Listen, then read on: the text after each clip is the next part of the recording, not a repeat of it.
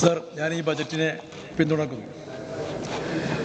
വിശുദ്ധ ഖുർആനിൽ 5-ാം അധ്യായത്തിലെ 8-ാം സൂക്തത്തിലൂടെ ദൈവം മനുഷ്യരോട് ഇപ്രകാരം പറയുന്നുണ്ട്: ഒരു വിഭാഗത്തിലുള്ള അമർഷം നീതി പ്രവർത്തിക്കുന്നതിന് നിങ്ങൾക്ക് തടസ്സമാകരുത്.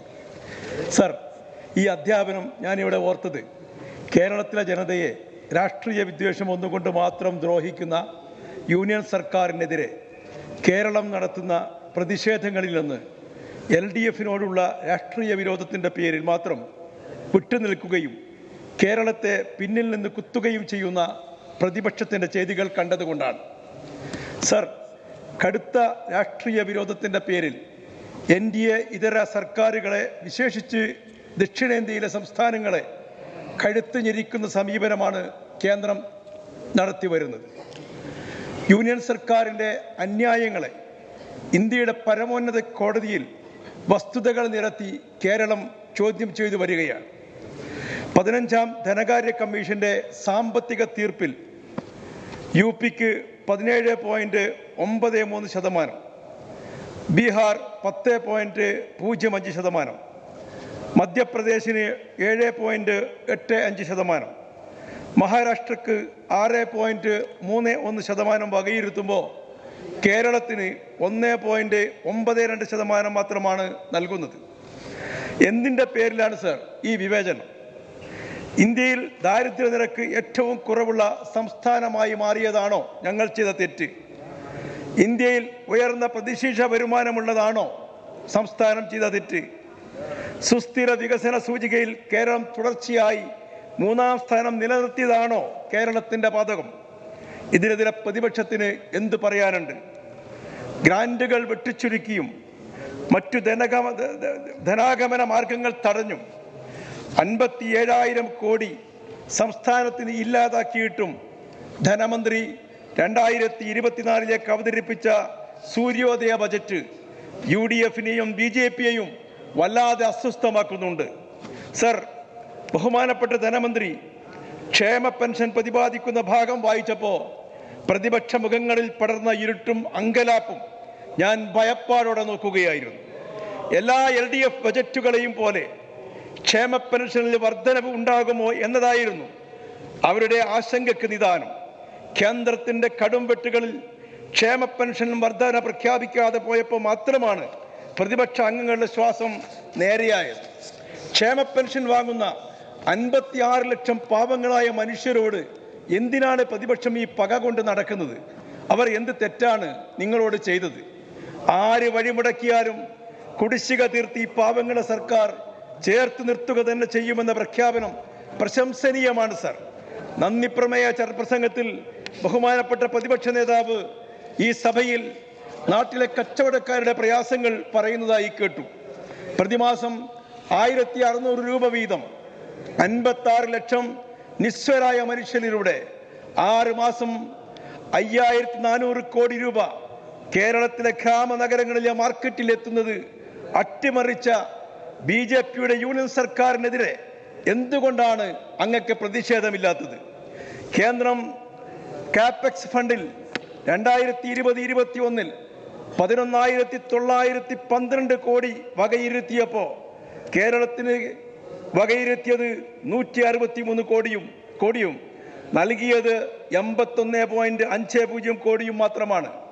2021-22 95,147 കോടി വകയിരുത്തിയപ്പോൾ 238.50 കോടിയും 2023 ഡിസംബറിൽ 97,750 കോടി വകയിരുത്തിയപ്പോൾ കേരളത്തിന് 1 രൂപ പോലും ലഭിച്ചില്ല. സർ, ഒരു വാക്കെങ്കിലും ഈ കൊടിയ അന്യായത്തിനെതിരെ പറയാൻ എന്തിനാണ് പ്രതിപക്ഷം ഭയക്കുന്നത്?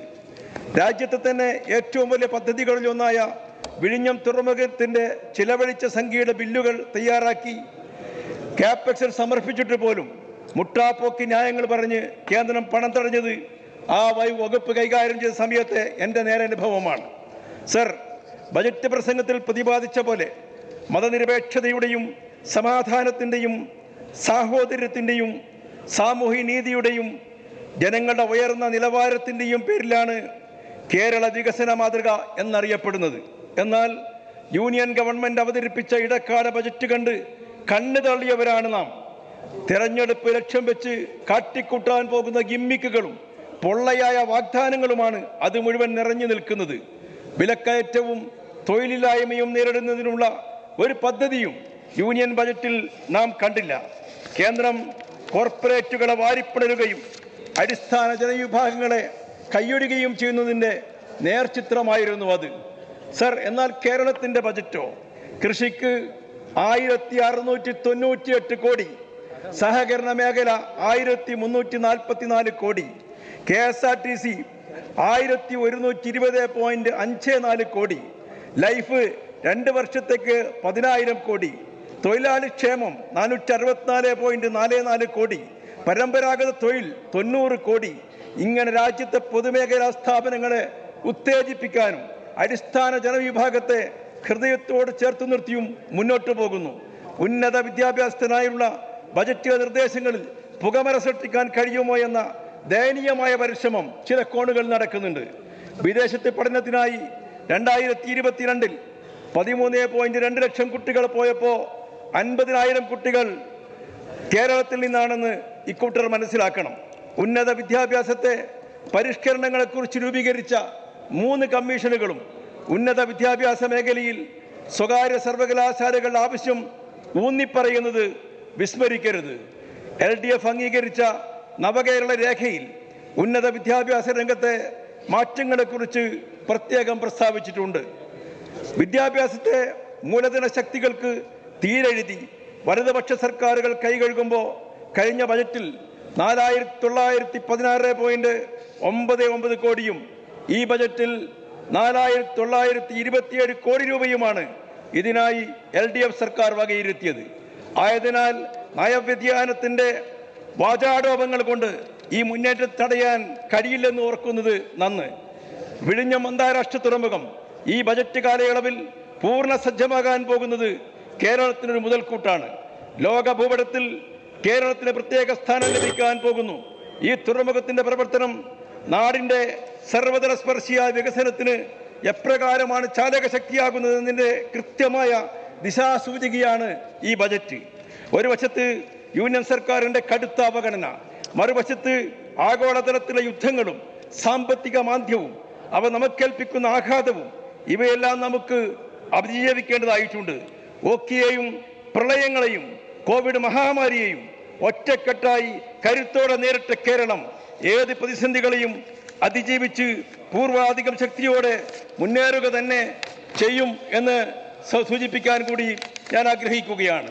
അതിനായി ശ്രീ പിണറായി വിജയന്റെ നേതൃത്വത്തിലുള്ള സർക്കാർ സജ്ജമാണ് തെളിയിക്കുന്ന ബജറ്റാണ് ബഹുമാനപ്പെട്ട ധനമന്ത്രി അവതരിപ്പിച്ചിട്ടുള്ളത്. ആഗതമാകുന്ന ലോക്സഭാ തെരഞ്ഞെടുപ്പിൽ കേരളത്തിന്റെ കഴുത്ത് ഞെരിക്കുന്ന BJPയെയും അവർക്ക് കീജയ് വിളിക്കുന്ന UDFനെയും ജനങ്ങൾ ശിക്ഷിക്കുമെന്ന കാര്യത്തിൽ ഒരു സന്ദേഹവും വേണ്ട. സർ, ഈ ബജറ്റിനെ എല്ലാ നിലയിലും ഞാൻ പിന്തുണക്കുന്നു.